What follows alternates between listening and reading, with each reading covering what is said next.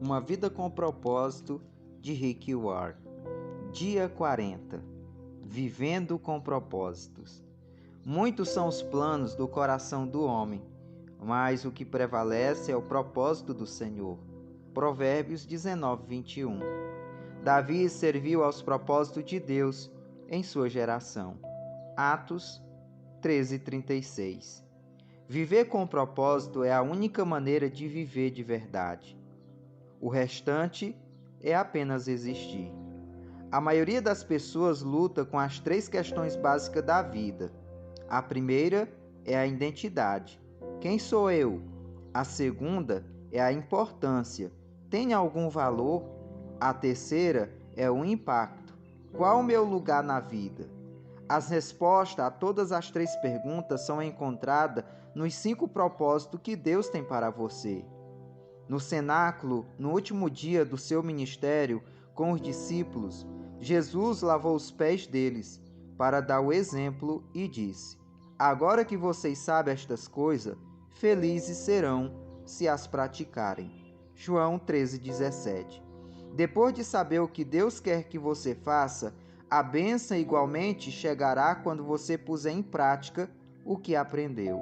Ao fim de nossa jornada de 40 dias, você agora conhece o propósito de Deus para a sua vida e será abençoado se o praticar. Isso provavelmente quer dizer que você deverá parar de fazer outras coisas. Existem muitas coisas boas que você pode fazer com sua vida, mas os propósitos de Deus são os 5 fundamentais e você precisa fazê-las. Infelizmente, é fácil se distrair e esquecer o mais importante. É fácil se desviar do que realmente importa e lentamente abandonar o caminho. Para evitar que isso aconteça, faça uma declaração de propósito para a vida e o examine-a regularmente. O que é uma declaração de propósito para a vida? É uma declaração que resume os propósitos de Deus para a sua vida. Você afirma com as próprias palavras seu compromisso com os 5 propósitos de Deus para a sua vida. Uma declaração de propósito não é uma lista de objetivos. Os objetivos são temporários, os propósitos são eternos.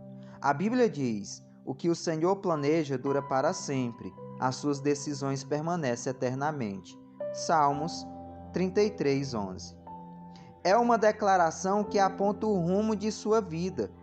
Colocar seus propósitos no papel vai forçá-lo a pensar especificamente no caminho que sua vida deve seguir. A Bíblia diz: saiba para onde você está indo e estará em terreno firme.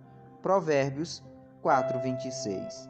A declaração de propósito para a vida não apenas especifica o que você pretende fazer com o tempo, a vida e o dinheiro, como também sugere o que você não irá fazer. Quem tem juízo procura a sabedoria, mas o tolo não sabe o que quer. Provérbios 17:24. É uma declaração que define o que é sucesso para você. Ela afirma o que você, não o mundo, acredita ser importante. Ela esclarece seus valores. Paulo disse aos crentes de Filipos: Quero que vocês compreendam o que realmente importa. Filipenses 1:10. É uma declaração que esclarece o papel que você irá desempenhar. Você terá diferentes funções em diferentes etapas na vida, mas seus propósitos jamais serão alterados. Eles são maiores que qualquer função que você possa ter. É uma declaração que expressa sua forma. Ela reflete a maneira singular na qual Deus o criou para que você o sirva. Leve o tempo que for necessário para escrever sua declaração de propósito. Não tente completá-la de uma só vez. E não adianta tentar atingir a perfeição no primeiro rascunho. Apenas anote rapidamente os pensamentos conforme lhe ocorrem. É sempre mais fácil editar que criar. Apresento a seguir 5 questões que devem ser consideradas na fase de preparação. As 5 grandes questões da vida. O que será o centro de minha vida? Essa é a questão da adoração. Para quem você viverá? Em torno de que você construirá a sua vida? Você pode edificar a sua vida em torno da carreira, da família, de um esporte ou de um passatempo, do dinheiro, da diversão ou de muitas outras atividades. Todas essas coisas são boas, mas não fazem parte do que é principal na vida. Nenhuma delas é suficientemente forte para mantê-lo a salvo quando a vida começar a desmoronar. Você precisa de um centro inabalável. O rei Asa ordenou ao povo de Judá que buscasse ao Eterno, segundo Crônicas 14:4. Na verdade, o que quer dizer que esteja no centro de nossa vida, isso será o nosso Deus.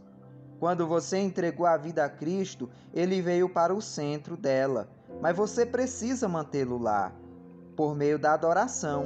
Paulo diz: oro para que Cristo se torne mais e mais presente no coração de vocês. Efésios 3:17. Como saber quando Deus está no centro de sua vida?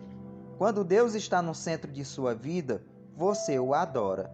Quando não está, você fica preocupado. A preocupação é a luz de advertência que indica que Deus foi deixado de lado. Você voltará a ter paz no instante em que o puser de volta no centro. A Bíblia diz: a compreensão da integridade de Deus, que só contribui para o bem, virá e os acalmará. É maravilhoso o que acontece quando Cristo retira a preocupação do centro da vida humana. Filipenses 4:7. Qual será a marca distintiva de minha vida? Essa é a questão do discipulado. Que tipo de pessoa você será? Deus está muito mais interessado em quem você é do que no que você faz. Lembre-se, você levará seu caráter para a eternidade, mas não a sua carreira. Faça uma lista de características que você quer trabalhar e desenvolver em sua vida. Você deve começar com o fruto do Espírito Santo. Gálatas 5, 22 e 23. Ou com as bem-aventuranças. Mateus 5, do 3 ao 12. Pedro disse: portanto, não perca tempo em edificar sobre o que receberam, preenchendo a base da fé com bom caráter, entendimento espiritual, disciplina vigilante, paciência entusiasmada, admiração reverente, amizade calorosa e amor generoso, cada dimensão interagindo com as demais. 2 Pedro 1:5. Não desanime, nem desista quando tropeçar. É necessário toda uma vida para construir um caráter semelhante ao de Cristo. Paulo deu esse conselho a Timóteo: cuide bem de seu caráter e de seu ensino. Não se deixe distrair, simplesmente persista. 1 Timóteo 4:16. Qual será a contribuição de minha vida? Essa é uma questão de serviço. Quando será seu ministério no corpo de Cristo? Conhecendo sua combinação, formação espiritual, opções do coração, recursos pessoais, modo de ser e áreas de experiências, que é a forma, que papel lhe seria mais adequado na família de Deus? Como você poderia fazer alguma diferença? Existem alguns grupos específicos no corpo de Cristo em que possa servir com sua formação? Paulo destaca 2 benefícios maravilhosos no cumprimento do ministério. Isso que vocês fazem não somente ajuda o povo de Deus, que está necessitado, mas também faz com que eles façam muitas orações de gratidão a Deus. 2 Coríntios 9:12. Embora você tenha sido formado para servir outras pessoas, nem mesmo Jesus satisfez a necessidade de todos enquanto esteve entre os homens. Você deve escolher a quem possa ajudar melhor com base em sua vocação. Você precisa perguntar: a quem desejo mais ajudar? Jesus disse: eu que vos escolhi e vos designei para irdes e produzirdes fruto, e para que o vosso fruto permaneça. João 15:16. Cada um de nós gera diferentes frutos. Já falei as 3 Agora a quarta pergunta: qual será a mensagem de minha vida? Essa é a questão de sua missão com os não cristãos. Sua declaração de missão faz parte de sua declaração de propósito. Ela deve incluir o compromisso de compartilhar seu testemunho e as boas novas com outras pessoas. Você também deve fazer uma relação das lições de sua vida que aprendeu, bem como das coisas que Deus lhe concedeu compartilhar apaixonadamente com o mundo. Conforme for crescendo em Cristo, Deus poderá lhe designar um grupo especial na qual você deverá se dedicar para levar a Cristo. Não deixe de colocar isso em sua declaração. Se você for mãe ou pai, parte de sua missão é educar os filhos para que conheçam a Cristo, ajudá-los a compreender os propósitos de Deus na vida deles e enviá-los ao mundo na missão que Deus lhes reservou. Você pode incluir em sua declaração a declaração de Josué: eu e a minha casa serviremos ao Senhor. Josué 24:15. É óbvio que nossa vida deve sustentar e confirmar a mensagem que transmitimos. Antes de grande parte dos não cristãos aceitar a credibilidade da mensagem, eles querem saber se nós temos credibilidade. É por isso que a Bíblia diz: certifique-se de que vocês estão vivendo de forma a honrar as boas novas de Cristo. Filipenses 1:27. E por último, qual será a comunidade da minha vida? Essa é a questão de sua comunhão. Como você vai demonstrar seu compromisso com os outros irmãos e sua ligação com a família de Deus? Onde você irá praticar com os outros cristãos os mandamentos recíprocos do tipo uns aos outros? A que igreja local você irá se filiar como membro ativo? Quanto mais você amadurecer, mais amará o corpo de Cristo e desejará se identificar ou sacrificar-se por ele. A Bíblia diz: Cristo amou a igreja e deu a sua vida por ela. Efésios 5:25. Você deve incluir em sua declaração uma nota expressando seu amor pela igreja de Deus. Ao considerar a resposta a essas questões, inclua qualquer passagem das Escrituras que lhe fale ao coração sobre esses propósitos. Existem muitos neste livro. Pode levar semanas ou meses para que sua declaração de propósito chegue à forma definitiva. Ore a respeito dela. Ore a respeito dela. Converse com amigos íntimos e medite nela e na Bíblia. Talvez seja necessário várias redações até chegar ao texto final, e mesmo assim, você provavelmente fará pequenas alterações com o passar do tempo, e à medida que Deus lhe proporcionar maior discernimento sobre a sua vocação. Além de uma declaração de propósito detalhada, também será de grande auxílio uma breve afirmação ou slogan que resuma os 5 propósitos para a sua vida, algo fácil de memorizar e que inspire você. Dessa forma, você poderá recordá-los diariamente. Salomão aconselha: será bom manter todas as coisas em mente, e então você estará sempre pronto para repeti-las. Provérbios 22:18. Existem alguns exemplos. Meu propósito de vida é adorar a Cristo de todo o meu coração, servi-lo com minha forma, ter comunhão com minha família, desenvolver um caráter como o dele e cumprir minha missão no mundo para que ele seja glorificado.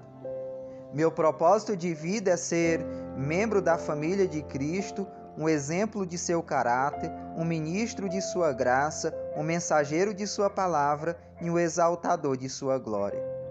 Meu propósito de vida é amar a Cristo, crescer em Cristo, compartilhar Cristo e servir a Cristo por meio da igreja e levar minha família e os outros a fazer o mesmo. Meu propósito de vida é firmar um compromisso com o grande mandamento e com a grande comissão. Meu objetivo é tornar-me semelhante a Cristo. Minha família é a igreja. Meu ministério é o ensino. Minha missão é pregar o Evangelho. Meu motivo é a glória de Deus.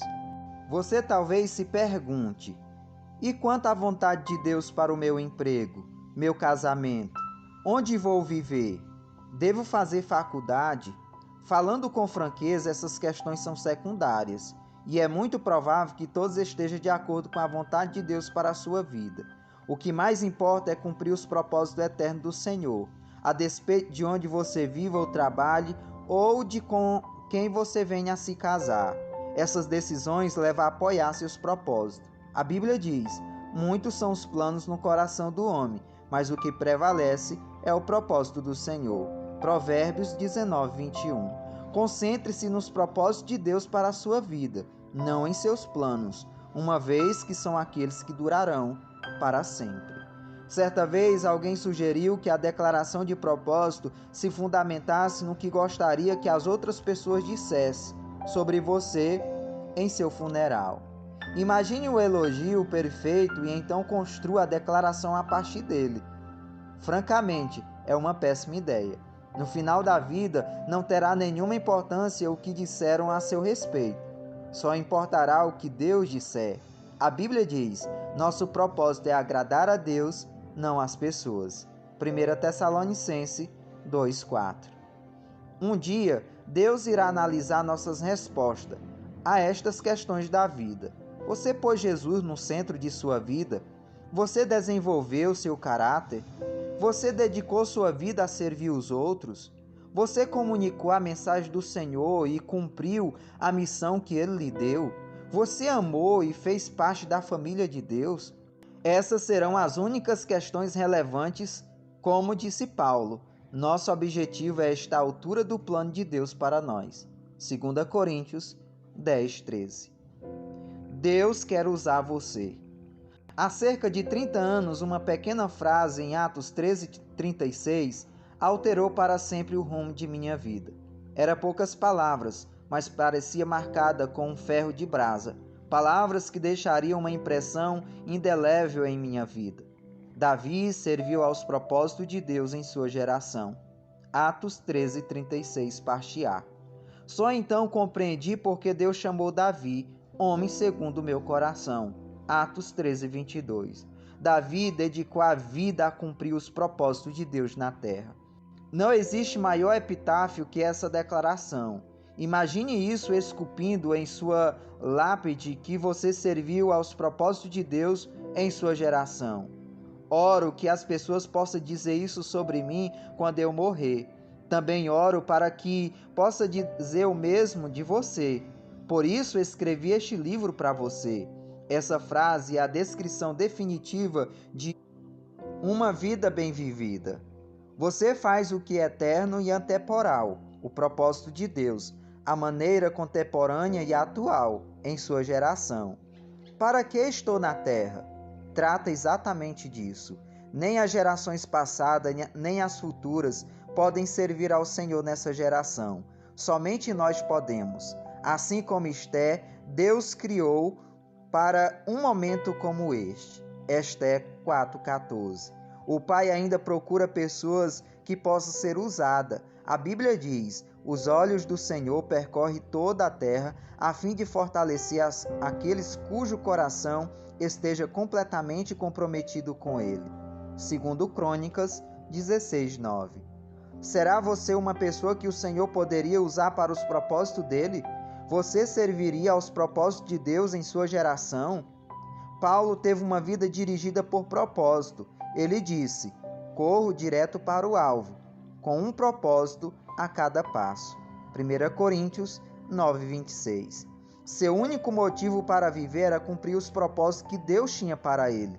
Ele disse: porque para mim o viver é Cristo e o morrer é lucro. Filipenses 1:21. Paulo não tinha medo de viver nem de morrer. De um modo ou de outro, ele iria cumprir os propósitos de Deus. Ele não podia perder.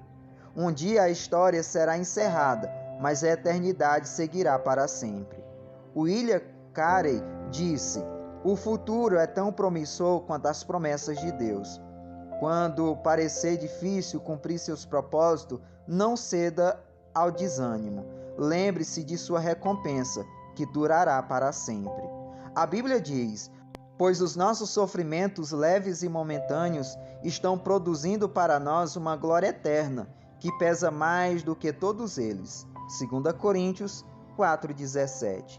Imagine como será neste dia, quando todos apresentarmos nossa vida perante o trono de Deus, louvando a Cristo com profunda gratidão. Juntos diremos: digno, ó Senhor, sim, nosso Deus, receba a glória, a honra, o poder. Tu criaste todas as coisas, tudo foi criado por tua vontade. Apocalipse 4:11. Nós o louvaremos por seus planos e viveremos para os seus propósitos eternamente. Dia 40. Pensando sobre meu propósito de vida. Tema para reflexão: viver com propósito é a única maneira de viver de verdade. Versículo para memorizar: Davi serviu os propósitos de Deus em sua geração. Atos 13:36. Pergunta para meditar: quando dedicarei um tempo para escrever minhas respostas às 5 grandes questões da vida? Quando colocarei meu propósito no papel? E assim chegamos ao fim dessa jornada de 40 dias.